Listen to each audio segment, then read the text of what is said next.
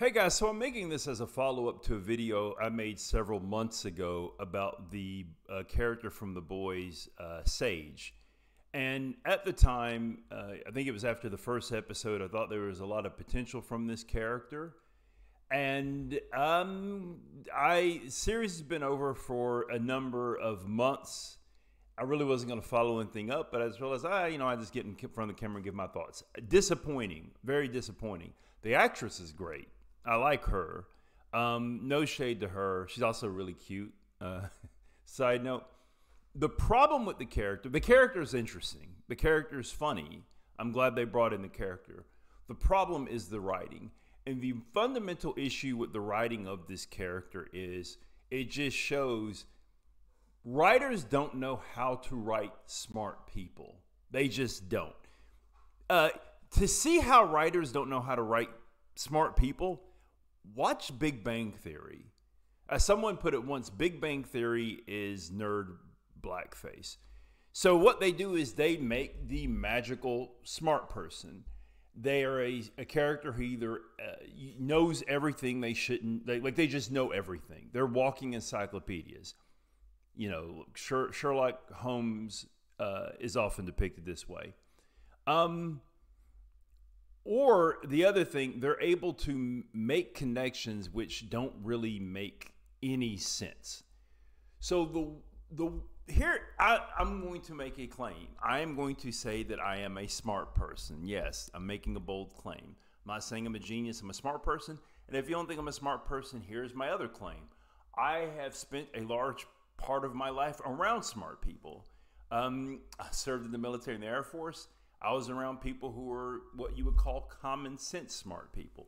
People who have been in combat, who've been in dangerous situations, not necessarily people who have terminal degrees, but people who have a lot of common sense. I've been around those smart people. But I've also spent a lot of time in academia, these type of smart people.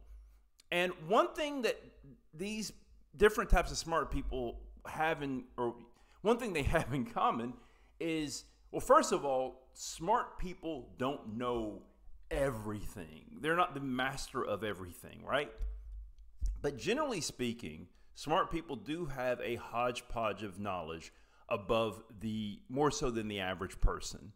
They may have not read they may have never read Dostoevsky, but they know who Dostoevsky is, right? So they have this kind of a general broad knowledge, but on top of that, they usually have a thing that they're pretty knowledgeable about.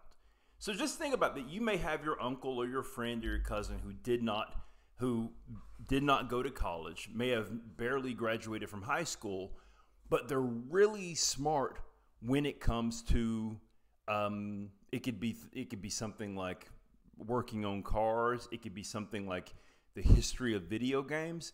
But also they probably know just a little bit more in general things than a lot of other people do, right? So the other thing with that is being able to make these connections that people may not necessarily make. Now, going back to the claim that I am a smart person, the example I'll give where this gets me in trouble, funny enough, is with online dating. And what I mean by that is, so you go on online dating, you see people's profile, and they have certain information about themselves. They usually have what their degree is. They'll have what languages they speak. They'll have their interests. And if you read these things, you pick up patterns.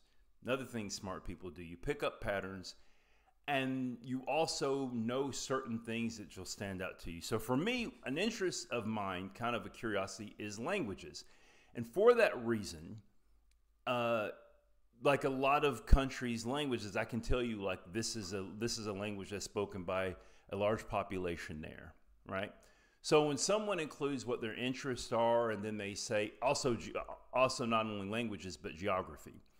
So if I match with somebody, I can see their race, I can see what languages they may speak, and a lot of times their name, and I can kind of come to certain conclusions. So being able to say, you're from such and such country, your family is from such and such country, or you have such and such profession. To give you a concrete example, not too long ago, I matched with someone. They were in the medical profession. They had they had a graduate degree, and there's a few other things. And I said, "You must be a physician." And their response was, "Wait a minute, hold up. Did I?" They honestly they got a little concerned about that. And I explained kind of the a pattern. So I was like, "Well, you're in a medical profession."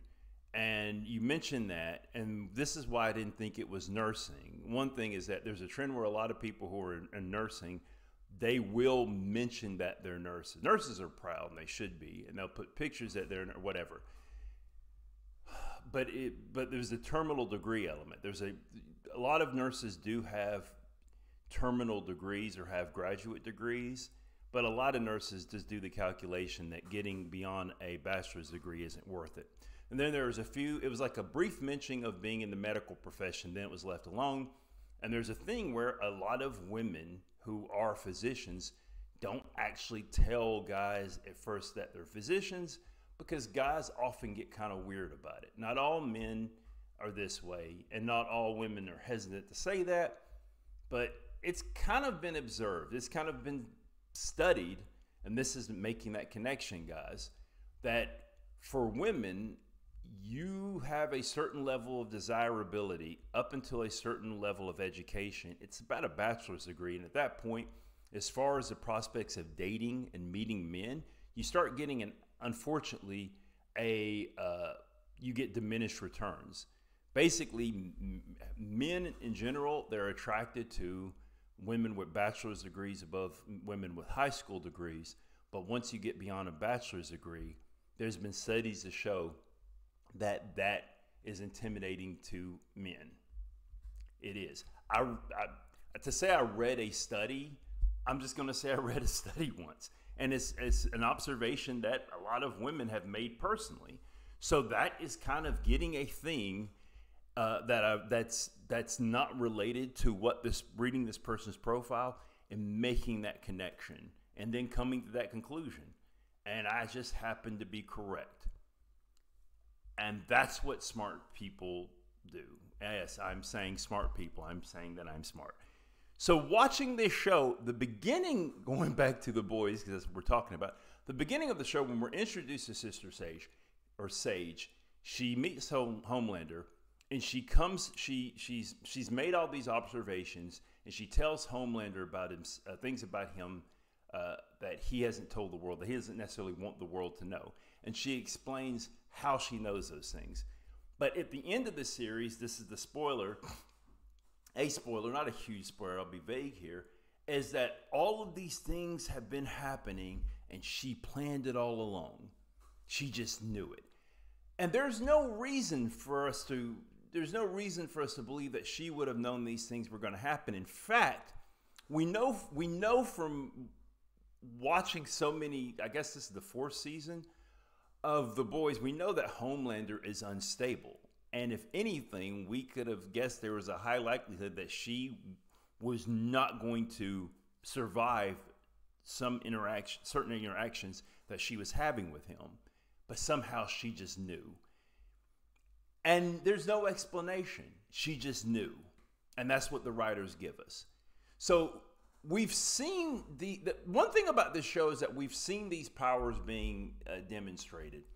We've seen the super strength. We've seen the laser eyes. We've seen the different ways that certain soups can fly. But we've never seen super intelligence. And that was kind of the excitement about Sister. I keep saying Sister Sage, but Sage showing up. And we never saw that. And honestly, the reason we never saw it is because writers don't know how to write smart characters. Really, really disappointing. I think I'll end it with this. The contrast between smart characters, like actual smart characters, versus bad writing smart characters. I'll give you 2 shows which have, I think, actual smart characters versus bad writing smart characters. Going back to 2 shows I really like and 2 characters I like. Law and Order: Criminal Intent, Robert Gorin, Sherlock Holmes from the elementary television show, the one with what is this, Johnny Lee Miller. Smart writing. One thing you see that Sherlock in Elementary do is he surrounds himself by a lot of people who know things, because he doesn't know everything. He even has an expert who's really good at smell, like he knows sense, like he can smell something and tell you where it comes from.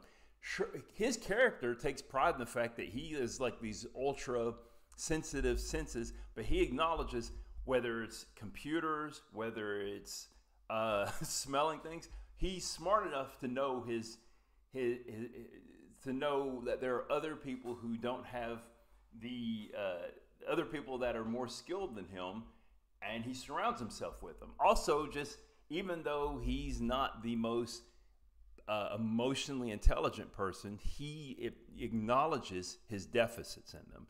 And also, going back to the Robert Gorn and Law and Order Criminal Intent, as he said in more than one occasion, you see him doing research. He says in one episode, "I'm going to get my most important research tool, my library card." You actually see him read. He doesn't know everything, and he often makes mistakes, but he's clearly smart. That's good writing of smart characters. The bad writing of smart characters is Sherlock, the Benedict Cumberbatch interpretation of Sherlock Holmes. Not to put anything on Benedict Cumberbatch. I think he's a good actor, but that's magical bad writing of a smart character. Overall, disappointed in Sage, due to the writers, not the actress. She's still an interesting character, and like I said, the actress, she's pretty cute. Kind of crushed on her a little bit. Anyway.